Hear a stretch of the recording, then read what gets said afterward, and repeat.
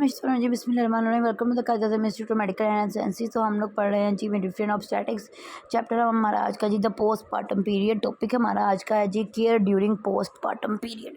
ठीक है, तो ये हमारा टॉपिक है आज का, care during postpartum period.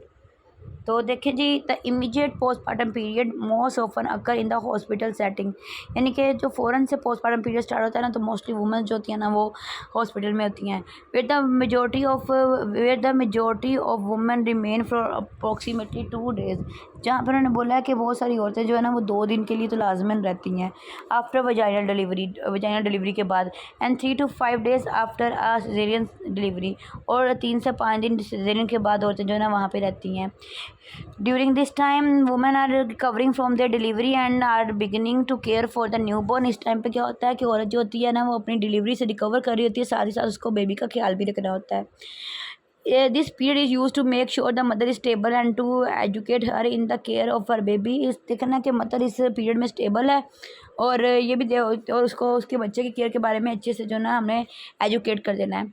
While still in होता हॉस्पिटल, अगर वो हॉस्पिटल में the mother is monitored for blood loss, माँ को जो है ना ब्लड लॉस का आपने देखना है, साइन ऑफ इन्फेक्शन, कोई इन्फेक्शन तो नहीं है ये देखना है।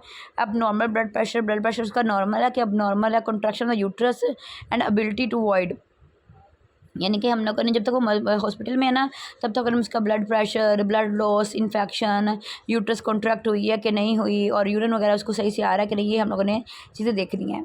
Routine practice include a check of the baby blood type and administration of RH जो है ना RH-GAM vaccine to RH negative mother if her baby is RH positive blood type. उन्होंने बोला है कि रूटीन के उसके बाद हमने क्या करना है, अगर तो माँ का ब्लड ग्रुप नेगेटिव है ना तो हमने बच्चे का ब्लड ग्रुप चेक करवाना है। अगर बच्चे का ब्लड ग्रुप नेगेटिव होगा तो ठीक, अगर पॉजिटिव होगा तो हम लोगों ने RH जो वाला होता है ना इम्यूनाइजेशन वाला इंजेक्शन वो लगवा देना है उसको। At minimum the mother's haematocrit level is checked on the first postmortem day. पहले दिन में ना हम लोगों ने माँ के ना कुछ HB वगैरह मीन CBC वगैरह चेक करवानी है। Women are encourage to ambulate and eat a regular diet, माँ से कहना कि वो चले फिरे अगर तो उसकी नॉर्मल डिलीवरी है, और अपनी रेगुलर डाइट ले। Sexual intercourse may resume when bright red bleeding cease. Sexual intercourse वो तब कर सकते हैं जब उनकी ब्राइट रेड कलर की ब्लीडिंग जो है वो रुक जाएगी। The vagina and the vulva are healed, vagina और वल्वा हील हो जाएगा। And the women is physically comfortable and emotionally ready, और माँ जो होगी वो फिजिकली भी कंफर्टेबल होगी और इमोशनली भी रेडी होगी। Physical readiness usually take about 3 weeks, physical readiness जो होती है वो 3 हफ्ते ले लेती है। Birth control is important to protect against pregnancy, यानी कि प्रेगनेंसी से बचने के लिए बर्थ कंट्रोल हम लोग उसको देंगे। The first ovulation is very unpredictable, क्योंकि जो पहली ओवुलेशन है ना हमें नहीं पता कब होगी कब नहीं होगी, तो इसलिए एहतियात ज़रूरी है। आगे है जी management and nursing care.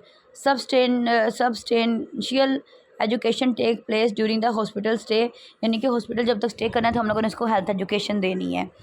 Specially for the first time mother, specially उनको जो पहली दफ़ा माँ बनी है। The mother is taught routine care of the baby including feeding, diapering and bathing as well as what can be expected from the baby in term of sleep, urination, bowel movements and bathing. उन्होंने बोला कि आपने ना इस बात का ख्याल रखना है बच्चे की फीडिंग का, डायपर चेंज करने का, उसको नहलाने का, और ख़ास तौर पर ये है कि बच्चा ने कब सोना है, कब यूरिन करना है, कब उसने पखाना वगैरह करना है और कब उसने नहलाना वगैरह है। Provide education support and guidance to breast feeding mother, breast feeding mother को हम लोगों ने सपोर्ट देनी है, एजुकेशन देनी है और गाइड करना है। Breast feeding is neither easy और नॉर ऑटोमेटिक, यानी कि ब्रेस्ट फीडिंग ईजी नहीं होती और ना ही खुद ब खुद स्टार्ट हो जाती है। It require much effort on the part of the mother and her support team. उन्होंने बोला है कि इसको ना एफर्ट की ज़रूरत है माँ की तरफ से भी और हेल्थ टीम की तरफ से भी। Breast feeding should be initiated as soon as after delivery as possible, यानी कि ब्रेस्ट फीडिंग जैसे डिलीवरी हो जाए हम लोगों ने स्टार्ट करवा देनी है। In a normal uncomplicated vaginal delivery breast feeding is possible almost immediately after birth. अगर तो कोई कॉम्प्लिकेटेड प्रेगनेंसी डिलीवरी नहीं हुई तो हम लोगों ने ब्रेस्ट फीडिंग आफ्टर बर्थ ही स्टार्ट करवा देनी है। Encourage the mother to feed the baby every 2 to 3 hours to stimulate milk production. उससे कहना है कि ना आपने क्या करना है, आपने 2 से 3 घंटे बाद बेबी को दूध पिलाना है, जितना वो दूध पिलाएगी उतना ही दूध प्रोड्यूस होगा। लॉन्ग फीडिंग आर अननेसेसरी, यानी कि but they should be frequent, यानी कि लंबे अरसे के लिए फीडिंग नहीं करवानी, थोड़ी थोड़ी देर करवानी है और ज़्यादा देर के लिए ज़्यादा टाइम में करवानी है। Milk production should be well establish bye 36 to 96 hours, यानी कि दूध की प्रोडक्शन जो है ना वो 36 से 96 घंटों के अंदर अंदर जो है ना वो स्टार्ट हो जाएगी। ठीक है, आगे है जी, in women who choose not to breast feed, वो औरतें जो कहती हैं कि हमने अपने बच्चों को दूध नहीं पिलाना, यानी कि ब्रेस्ट फीडिंग नहीं करवानी, the care of breast is quite different, उनमें जो ब्रेस्ट केयर होती है ना वो डिफरेंट होती है। Care should be taken not to stimulate the breast in any way in order to prevent milk production, इसमें क्या केयर करते हैं, इसमें हम लोगों ने ना ब्रेस्ट को स्टिमुलेट नहीं करना ताकि मिल्क प्रोडक्शन जो है ना वो ना हो, और हमने मिल्क प्रोडक्शन को रोक देना है इसमें। Ice pack apply to the breast and the use of tight brassiere और a binder can also have to prevent breast engorgement, अगर वो आइस पैक यूज़ करेगी या ब्रेस्ट मतलब आइस पैक यूज़ करेगी उस पर ब्रेस्ट पे, या टाइट ब्रा वगैरह पहनेगी या बाइंडर वगैरह लगाएगी, तो इससे ब्रेस्ट इंगॉर्जमेंट नहीं होगी। आगे है जी assessment, physical assessment, vital sign, temperature over 100.4 degree Fahrenheit after first 24 hours lasting more than 48 hours is indicative of infection, अगर तो माँ को 100 से ऊपर बुखार है ना, और वो 24 घंटे पहले 24 घंटे के दौरान हुआ है और रह भी 48 घंटे के लिए रहा है, तो इसका मतलब है कि उसको इन्फेक्शन है। नेक्स्ट है फंडस, फंडस शुड बी फिम, जब हम लोग डिलीवरी करते हैं ना उसके बाद फ़ौरन देखते हैं कि यूट्रस कॉन्ट्रैक्ट हो गई, एक हार्ड बॉल की तरह बन गई है, तो इसका मतलब होता है कि यूट्रस जो फंडस है ना वो फिम हो गई, यानी कि सख्त हो गई है। फंडस शुड बी फिम, इसलिए उन्होंने कहा कि फंडस जो है फिम होनी चाहिए, यानी कि मजबूत होनी चाहिए। In mid line and slightly below umbilicus immediately after delivery, और बोला डिलीवरी के फ़ौरन बाद जो है ना अम्बलाइकस के लेवल तक होनी चाहिए। Immediately after birth fundus mid line at the level of umbilicus to 1 centimetre above the umbilicus, मैंने बोला डिलीवरी के फ़ौरन बाद क्या होता है, यूट्रस जो होती है वो या तो 1 सेंटीमीटर अबव होती है या 1 सेंटीमीटर बिलो होती है umbilicus. The fundus will fall 1 centimetre each day for next 10 days, और अगले 10 दिन के लिए फंडस जो है ना 1 सेंटीमीटर के हिसाब से डेली जो है ना वो नीचे जाएगी। 9th day post birth uterus not palpebral, 9th day पे जो है ना यूट्रस पल्पेबल नहीं होगी। 12 डे पे fundus in pelvis, fundus pelvis में चले जाएगी। 6 week after birth uterus return to normal size and function, 6 week के बाद जो है ना यूट्रस पर नॉर्मल साइज में वापस चले जाएगी और अपने फंक्शन दोबारा कर देगी शुरू।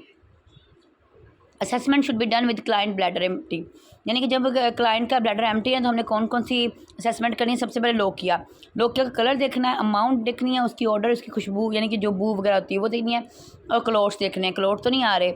पेरिनियम, हीलिंग ऑफ एपिसोटमी, अगर एपिसोटमी की है तो उसको हील करना है। हेमाटोमा फॉर्मेशन, अगर तो हेमाटोमा बन गया ये भी देखना है। डेवलप ऑफ हेमराइड, यानी कि उसको बवासीर वगैरह तो नहीं होगी, ये सारी चीज़ें हमने देखनी है। Breast firmness and condition of nipple, यानी कि निप्पल की कंडीशन देखनी है और फिल्मनेस देखनी है। एलिमिनेशन, वॉइडिंग फ्लैटस और बावल, यानी कि उसने यूरिन किया है, पखाना किया है, हवा वगैरह खारिज की है, ये हमने देखना है।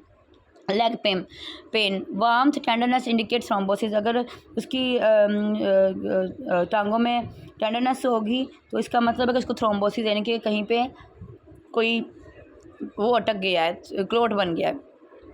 Psychological care, provide emotional support, यानी कि उसको साइकोलॉजिकली मेंटली हम लोगों ने इसको सपोर्ट करना है। Provide knowledge about infant care and breast feeding, उसको ब्रेस्ट फीडिंग केयर के बारे में बताना है और इन्फेंट के बारे में बताना है। Encourage proper rest and sleep, उसको कहना है वो प्रॉपर रेस्ट और स्लीप ले। Additional family support to parents, उसको फैमिली की सपोर्ट भी, फैमिली की उसको भी कहना है कि आप अपने मतलब न्यू पेरेंट्स को जो है सपोर्ट करें। Provide information about contraception if needed, अगर उसको फैमिली प्लानिंग की ज़रूरत है उसको बारे में इन्फॉर्मेशन देनी है। Prepare for discharge and reach care of infant at home, यानी कि डिस्चार्ज के लिए प्रिपेयर करना है और बच्चे को घर की केयर के बारे में मतलब बच्चे की घर में कैसे केयर करनी है वो भी बताना है। Instruction about activities, rest, exercise, continuation of sexual intercourse and return of postmortem examination, यानी कि जाते हुए हम लोगों ने उसको क्या बताना है कि बच्चे की घर में कैसे केयर कैसे करनी है, उसकी घर में एक्टिविटीज़ उसने कैसे करनी है, रेस्ट कितना करना है, एक्सरसाइज कितनी करनी है, सेक्स लाइफ कब स्टार्ट करनी है और पोस्टमार्टम एग्जामिनेशन के लिए दोबारा उसने कब आना है। तो ये सारी चीज़ें जो है ना हमने पोस्टमार्टम केयर में लाजमन देखनी है।